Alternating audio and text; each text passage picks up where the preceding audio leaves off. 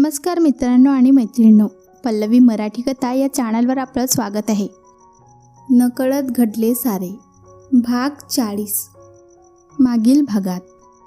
आणि सुलेखा मावशी यायला निघाल्या. अगदी तासा 2 तासात सुलेखा मावशी अभिच्या बंगल्यावर हजर झाल्या आणि पारू मावशी बोलल्या ते खरं की खोटं हे जाणून घेण्याची तयारी करू लागल्या. इकडे 10 वाजले तरी पिया उठली नव्हती. पारू मावशी आणि सुलेखा मावशी तिच्या उठण्याची वाट पाहत होत्या. आता पुढे. साधारण 11ला पियाला जाग आली. ती बेडवर उठून बसली आणि एकदा आळस देत घड्याळाकडे पाहिलं. बापरे, 11 वाजले, आवरायला हवं. स्वतःशीच बडबडत ती आवरायला गेली. काही वेळाने ती आवरून आली आणि हळूच पोटावर हात फिरवला. आता मात्र पोटात कावडे कोकत होते तशी ती खाली आली. पारू मावशी, पारू मावशी. पियाने पारू मावशींना आवाज दिला. काय पिया? पारू मावशी पियाच्या हाकेला ओदेत किचनमधून बाहेर येत म्हणाल्या. मावशी, मला भूक लागली आहे, काहीतरी खायला द्या. पिया. काय खाणार माझी सुनबाई? सुलेखा मावशी पारू मावशींच्या पाठोपाठ किचनमधून बाहेर येत म्हणाल्या. सुलेखा मावशी? त्यांना पाहून पिया मोठ्याने ओरडली आणि तिने धावत जाऊन मावशींना मिठी मारली. अगं हळूहळू. सुलेखा मावशी.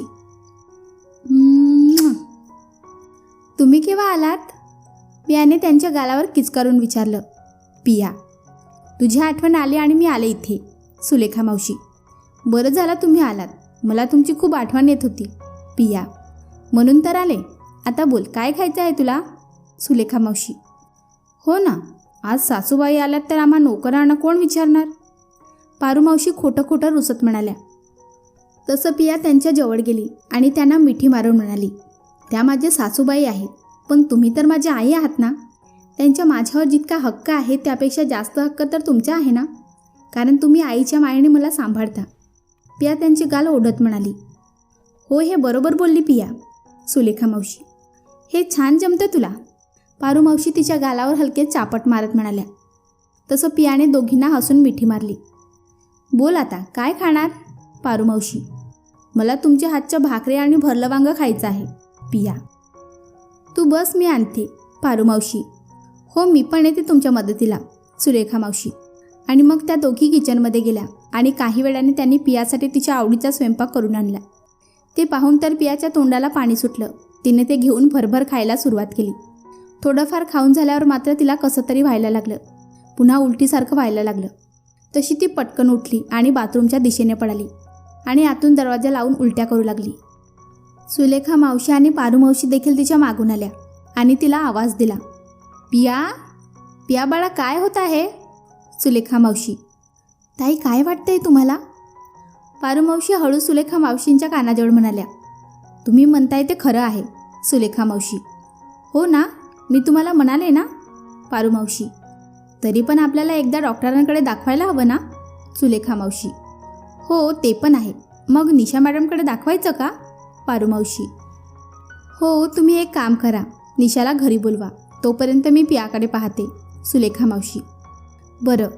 पारू मावशी म्हणाल्या आणि बाहेर निघून गेल्या. इकडे पिया बाथरूमच्या बाहेर आली. उभं राहण्याची ताकदही तिच्यात नव्हती. पिया, ठीक आहेस ना? सुलेखा मावशीने तिची अवस्था पाहून विचारलं. पियाने फक्त होकारार्थी मान हलवली आणि बेडवर येऊन झोपली. मावशी देखील तिच्या बाजूला बसल्या. पियाने त्यांना पाहून भरल्या डोळ्याने विचारलं. मावशी, मला हे काय होत आहे? मला खूप भीती वाटत आहे. पिया लहान मुलासारखं रडत म्हणाली. काही नाही, तू घाबरू नकोस, मी आहे ना. निशाला बोलावलं आहे, ती आली की कळेल आपल्याला तुला काय झालं ते. सुलेखा मावशी तिची समजूत काढत म्हणाल्या. तसं पियाने लहान मुलासारखी मान हलवली. काही वेळाने निशा आली. तोपर्यंत पियाच्या 2-3 वेळा उलट्या करून झाल्या होत्या आणि ती शांतपणे बेडवर पडून होती. तिने लगेच पियाला चेक केलं आणि मग पियाला काही वस्तू देऊन तिला पुढील काही गोष्टी सांगून बाथरूममध्ये पाठवलं. मग पियाने निशाने सांगितल्याप्रमाणे काही गोष्टी केल्या, पण तिला त्या गोष्टींचा अर्थ कळत नव्हता. कधी फारसा कोणाशी संबंध नसल्यामुळे या गोष्टींची फारशी माहिती नव्हती. मग ती वस्तू घेऊन निशाजवळ आली आणि निशाच्या समोर ती वस्तू ठेवली आणि मग निशाने ती वस्तू पाहिली आणि मग तिने सुलेखा मावशी आणि पारू मावशीकडे पाहिलं. त्या दोघी खूप आशेने तिच्याकडे पाहत होत्या. निशाने हसून हो म्हणून मान हलवली. पियाला तर काही कळेना. तसं सुलेखा मावशी आणि पारू मावशी हसत तिच्या जवळ आल्या आणि त्याने तिच्या चेहऱ्यावरून हात फिरवून कडाकडा बोटं मोडली. सुलेखा मावशींनी तर तिला जवळ घेऊन पटकन तिचे मुके घेतले. मावशी काय झालं आहे? तुम्हाला आनंद का झाला आहे? मी त्या वस्तूवर 2 लाल रेषा पाहिल्या आहेत. याचा अर्थ हाच असतो ना की मी... पिया पुढे काही बोलणार त्याआधीच सुलेखा मावशी म्हणाल्या, हो गं माझी बाय, तू विचार करतेस तोच अर्थ आहे याचा. तू आई होणार आहेस. तशी पिया मटकन खाली बसली. आता तिच्या डोळ्यातून घडाघडा पाणी वाहायला लागलं. तिने एकदा वाहत्या अश्रूंसोबत निशाकडे पाहिलं. तसं निशाने हो म्हणून मान हलवली. आता मात्र तिला आणखीन रडू यायला लागलं. तिने हळूच आपल्या पोटावर हात ठेवला आणि काही क्षण डोळे मिटून अनुभवू लागली. पिया बाळा, काय विचार करतेस? सुलेखा मावशींनी प्रेमाने तिच्या डोक्यावरून हात फिरवून विचारलं. मी कधीच विचार केला नव्हता की या जगात फक्त माझं म्हणून कोणी असेल. जे स्वप्न कधीच पाहिलं नव्हतं ते सत्यात उतरलं. आधी तर अभि सर माझ्या आयुष्यात आले, त्यांच्यासोबत अपू सर, निशा मॅम, आणि मग हळूहळू तुम्ही सगळे माझ्या आयुष्यात आलात. नकळतपणे मी तुम्हा सर्वांना खूप दुखावलं, पण तुम्ही कधीही माझ्यावर रागवलात नाही. उलट मला नेहमी समजूनच घेतलं आणि म्हणूनच मी इथपर्यंत पोहोचू शकले. एक सून आणि एक पत्नी म्हणून तुमच्या समोर येऊ शकले. पण आता ही नवीन जबाबदारी कशी पेलू? एक सुंदर छोटंसं बाळ माझ्या आयुष्यात येणार आहे आणि मला ते हवं आहे, पण मला जमेल ना त्याला सांभाळायला? याने सुलेखा मावशींच्या हातात हात घेऊन तर पारू मावशी आणि निशाकडे पाहत विचारलं. तसं सुलेखा मावशी हसल्या आणि म्हणाल्या, मान्य आहे, तुला देवाने या जगात एकटीला सोडलं, पण हळूहळू सगळी नाती दिली आणि त्याचबरोबर त्यांना पार पाडण्याची ताकदही दिली. तशाच प्रकारे हे बाळ तुला ताकद देईल या जगाशी लढण्याची. तुला माहीत आहे का पिया, असं म्हणतात, एका स्त्री, पत्नी, बहीण किंवा इतर कोणत्याही रूपात स्त्रीकडे जेवढी ताकद नसते ना, तेवढी किंवा त्यापेक्षा जास्त ताकद देव एका आईला देतो. एकटी आई आपल्या बाळासाठी पूर्ण जगाशी लढू शकते. पारू मावशी, हे बघ पिया, मला पण या सगळ्याचा अनुभव तर नाही, पण आम्ही डॉक्टर लोक जेव्हा एका स्त्रीला बाळाला जन्म देताना पाहतो ना, तेव्हा आम्हाला तिच्या चेहऱ्यावर त्या बाळाला जन्म देताना होणाऱ्या त्रासापेक्षा त्या बाळाच्या येण्याचा आनंद जास्त दिसतो. निशा, पिया, आई होणं या जगातलं सगळ्यात मोठं सुख असतं. या सुखापुढे जगातली सगळी सुखे फिकी पडतात. सुलेखा मावशी, आणि तू काही घाबरू नकोस. येणारा पाहुणा खूप बदमाश आहे, पण आपण सगळ्या मिळून त्याला सांभाळू. पारू मावशी म्हणाल्या आणि सगळ्यांच्या चेहऱ्यावर हसू पसरलं. आणि हो, आता अभिलाही सांगायला हवं ना? मग कसं सांगणार? सुलेखा मावशी, त्याची काळजी आपण करायची नाही, ते तिचं ती बघेल. आपण आता निघू. निशा, हो ते मी सांगेन, पण त्यासाठी मला मदत तर कराल ना? पिया लहान तोंड करून म्हणाली. मग मात्र तिघी हसल्या आणि मग पियाने काही सामान त्यांना आणायला सांगितलं आणि मग त्या तिघी खाली निघून गेल्या. आणि मग पियाने काही वेळ आराम केला. तोपर्यंत सामान पण आलं. मग पियाने सजावटीची सुरुवात केली. संध्याकाळ झाली तरी त्यांची तयारी सुरूच होती. आणि अभि घरी आला तेव्हा सुलेखा मावशी आणि पारू मावशी किचनमध्ये काम करत होत्या. अभिने सुलेखा मावशींकडे पाहिलं आणि म्हणाला, मावशी तू केव्हा आलीस? मला इथे यायला कोणाची भीती आहे का? मला हवं तेव्हा मी येईन. आणि आता तर मी इथून लवकर जाणारच नाही. सुलेखा मावशी, मी तर म्हणतो तू जाऊच नकोस. अभि, हो आता तर मी जाणारच नाही. सुलेखा मावशी, बरं केलंस. अभि, बरं आता जावर, सकाळपासून पिया उलट्या करत आहे. सुलेखा मावशी, काय? अगं मग मला आधी का नाही सांगितलं? डॉक्टरकडे गेलो असतो ना. अभि, हो तर तुलाच तुझ्या बायकोची काळजी, आमची तर ती कोणीच नाही ना. आम्ही दाखवलं तिला डॉक्टरला. सुलेखा मावशी लटक्या रागात म्हणाल्या. हो ना. पारू मावशी देखील होला हो करत म्हणाल्या. काय तुम्ही दोघी, मी असं कुठे काही म्हणालो का? बरं मग कशी आहे पिया? काय म्हणाले डॉक्टर? अभि, ते जाऊन तुझ्या बायकोला विचार. सुलेखा मावशी. मग मात्र अभि काहीच बोलला नाही आणि सरळ रूमच्या दिशेने निघाला. तो गेला तसं पारू मावशी आणि सुलेखा मावशीने एकमेकांना टाळ्या दिल्या. अभि जवळजवळ धावतच रूमजवळ आला. कधी एकदा पियाला पाहतोय असं झालं होतं त्याला. आणि त्याने घाईघाईतच रूमचे दार उघडलं आणि आत आला. अभि तिथेच थबकला. सगळ्या रूममध्ये बलून उडत होते. सगळ्या भिंतीवर लहान मुलामुलींचे पोस्टर लावले होते. अभिला तर काही कळेना. आणि त्या उडणाऱ्या बलूनमध्ये पिया उभी होती आणि हसून त्याच्याकडे पाहत होती. पिया, हे सगळं काय आहे? हे बलून, हे पोस्टर नक्की कशासाठी? अभिने तिच्या जवळ येत न समजून विचारलं. पियाने एकदा त्याच्याकडे पाहिलं आणि म्हणाली, तुम्हाला एक सांगायचं आहे. पिया, काय? अभि. पियाने त्याचा हात तिच्या हातात घेतला आणि हळूच आपल्या पोटावर ठेवला. अभि अजूनही तिच्याकडे फक्त पाहत होता आणि पिया हळूच म्हणाली, तुमचं प्रमोशन झालं आहे. म्हणजे काय? अभिने अजूनही न समजून विचारलं. आता आपल्या दोघांमध्ये तिसरा पाहुणा येणार आहे.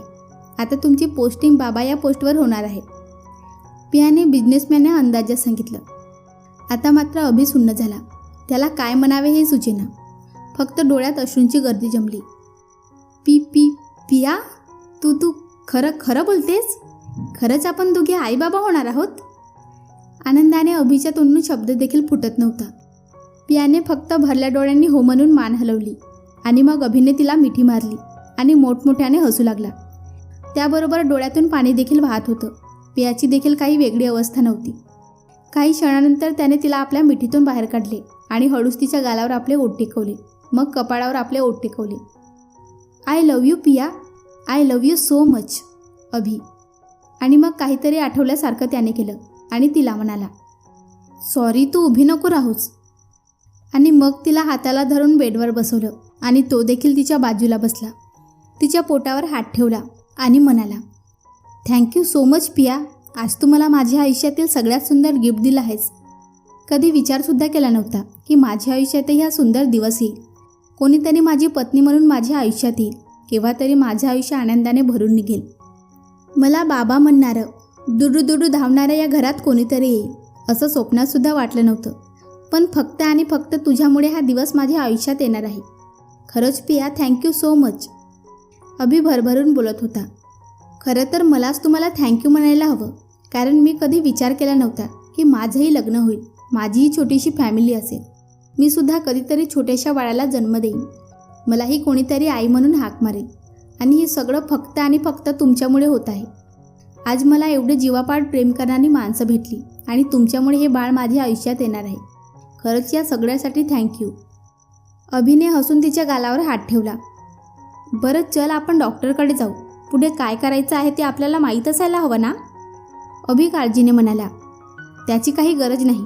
डॉक्टर आपल्या घरातच आहे आणि माझी पूर्ण काळजी घेत आहे. आणि फक्त डॉक्टरच नाही तर आपल्या घरात अजूनही माणसं आहेत जे माझी खूप काळजी घेत आहेत.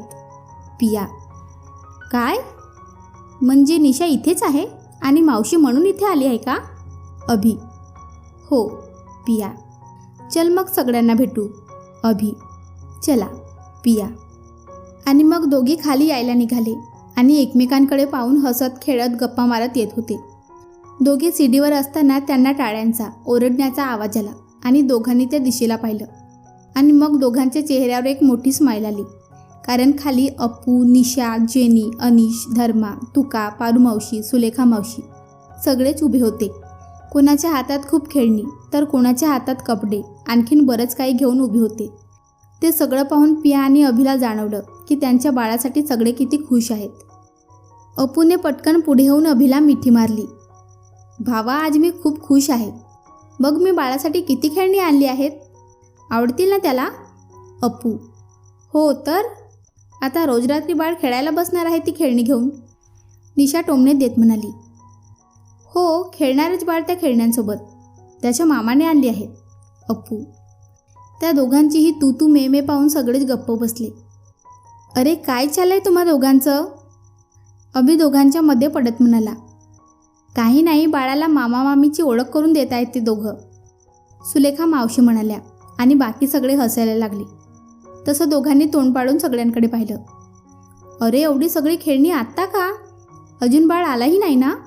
अभि, अरे आला नाही, पण आल्यावर त्याला खेळायला खेळणी हवीत ना? अप्पू, हो ना, आला की खेळणी घेऊनच बसणार आहे तो. निशा.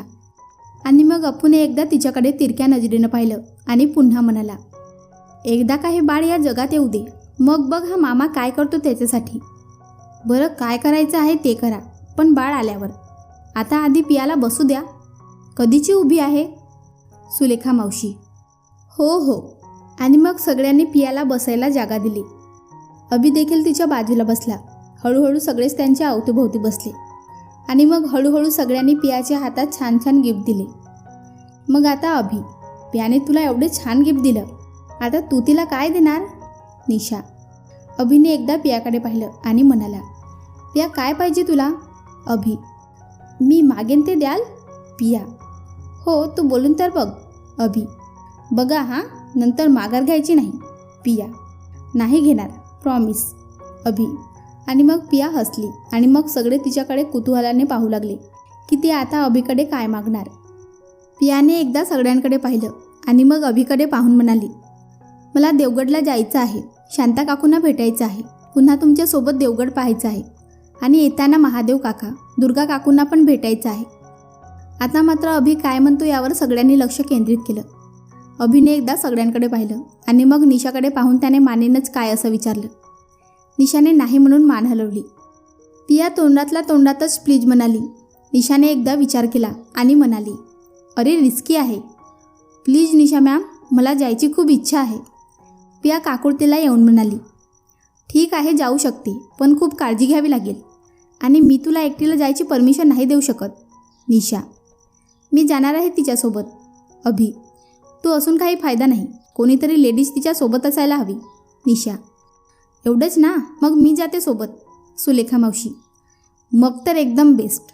निशा, मी काय म्हणतो, गेले काही दिवस आपण सगळेच खूप धावपळीत होतो. आता आपण सगळेच निवांत आहोत तर आपण सगळेच फिरून येऊ ना.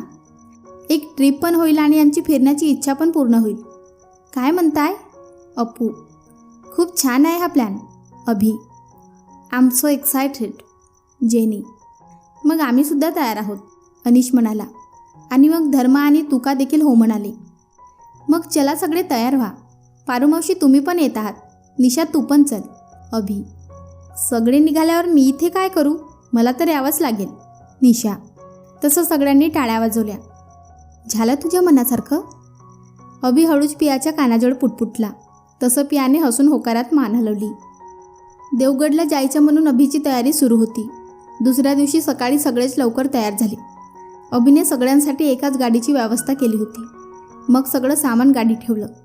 सगळ्यांनी आपापल्या परीने पियाची काळजी घेण्याची तयारी केली होती. मग नारळ फोडून सगळ्यांनी प्रवासाच्या श्रीगणेश केला आणि मग काही वेळात सगळे पटापट गाडीत बसले आणि देवगडच्या दिशेने प्रवास सुरू झाला. तिच्या हट्टापायी तो कोकणात निघाला होता खरा, पण अभिने सर्व प्रकारे काळजी घेतली होती. एकतर सोबत स्त्रिया होत्या, त्यात पियाची ही अवस्था, तरी बरं एक डॉक्टर म्हणून निशा सोबत होती.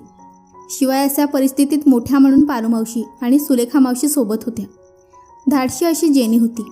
आदिचबीच्या दुश्मनांकडून तिच्या जीवाला धोका होता, त्यामुळे त्याने सगळीकडे स्वतःची माणसे पसरवली होती आणि त्यामुळे तो थोडा तरी निर्धास्त होता. पण तरीही कुठेतरी मनात खळबळ माजली होती. हसत खेळत प्रवास सुरू झाला. इकडे अभि, पिया आणि बाकी सगळ्यांना घेऊन कोकणात निघाला आहे ही गोष्ट मेहताच्या कानावर गेली. आणि यावेळी अभि आणि फक्त पियालाच नाही, तर अप्पू, निशा, जेनी, अनिश, तुका, धर्मा, पारुमावशी, सुलेखा मावशी या सगळ्यांनाच घेऊन निघाला आहे. आणि हीच त्याच्यासाठी सुवर्ण संधी होती. अभिसोबत सगळेच एका दमा संपले असते आणि म्हणून मग लगेच मेहताने आपली माणसं त्यांच्या मागावर पाठवली. यावेळी त्याने आपली पूर्ण ताकद एकवटून अभिला संपवण्याचा कट रचला होता. तर मित्रांनो आणि मैत्रिणींनो, तुम्हाला आजचा भाग कसा वाटला कमेंट करून सांगा. व्हिडिओला लाईक करा आणि चॅनलला सबस्क्राईब करून बाजूची घंटी ऑलवर सेट करायला विसरू नका. भेटूया पुढच्या भागात. धन्यवाद.